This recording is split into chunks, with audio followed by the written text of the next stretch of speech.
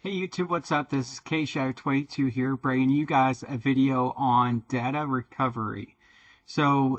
Recently I was faced with the challenge of recovering data off of a virtual machine, and that environment actually consisted of a TrueNAS environment on top of a Proxmox hypervisor.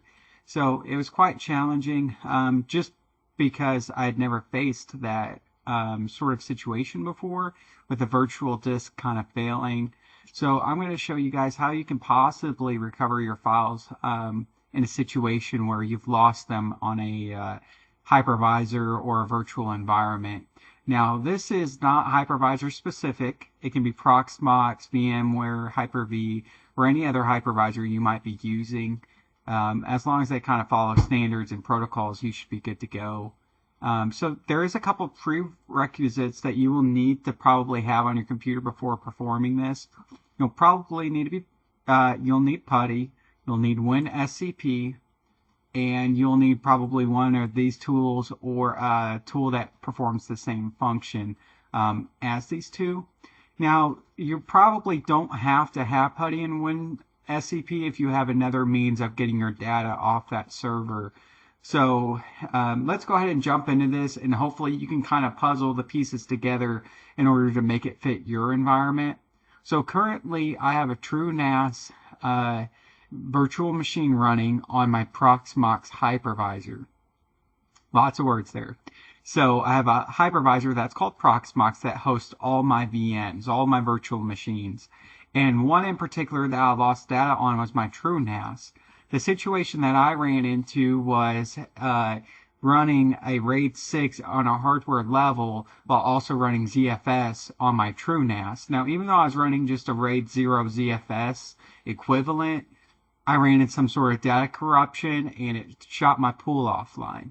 So now I need that data, and TrueNAS is kind of no help in that realm unless I do some really long, extensive work to get that data. But I just need the files. So if that's all you're concerned about is getting your files back at this point, this is probably the best route for you. So you first of all need to have some sort of information about where your VMs are stored within the file system of your hypervisor. So let's go ahead and open up a Putty session, and I can see that the IP address is 192.168.22.8. So that gets me into my hypervisor, and I need to log in here. And now I've got a remote terminal session here into my hypervisor, which is Proxmox. So I need to locate where my VMs are currently stored so that way I can find the virtual hard disk. So essentially, and maybe some more background, if you go into your VM, you need to find out which hard drive has the data that you're needing. You know, whatever one has the files that you need to recover. So my hard disk SCSI 0 is just 32 gigs. That's running the TrueNAS OS. Now, if you look at SCSI 1, this is a 2 terabyte drive. That is exactly what I need because that's where all my data is stored within my TrueNAS virtual machine. So I need to know where that entire virtual machine instance is stored on my Proxmox environment. Since I set up Proxmox, I know exactly where that is. If you don't change defaults, you can normally look, on a forum site or, the manufacturer's KB, their knowledge base, and kind of look up where those VMs would be stored. So I'm just going to do okay, whoops. I'm going to change my directory to media and list out what's there, and I could see under media I have VM storage. So then I'm just going to change that to VM storage, LH. Okay, I can see images, and so now I'm going to go under images. And I would say I have 100 and 101. So VM image 101 is my TrueNAS environment. So I'm going to go under 101. Okay, there it is. So I could see my two disks. disk 1 and disk 0, and this is a QCOW2 image. It's going to be very important to know when you're trying to pick out what software you want to use to recover your data. So this is on my virtual environment, my hypervisor, and somehow I need to get that to my laptop. So you can use a flash drive or external hard drive, dock it, mount it, copy the virtual disk over to that and then plug it up to your computer and do it that way. Or you could just do it over your network, and if you have gigabit Ethernet, then you should be fairly happy because you can get that done fairly quickly. So I'm going to go ahead and type in the IP address. I'm going to open WinSCP and type in the IP address of my hypervisor, which is 192.168.22.8. I'm going to hit login. It'll ask you for a password or possibly even a username. Make sure you fill out those credentials there. And bam. So I've already done this, so you can already see where I have those. But essentially what you need to do, you'll probably be presented at the root folder. Then you need to find where your VM storage is, which 101, and boom, there I am. Now where do I want this on my actual laptop?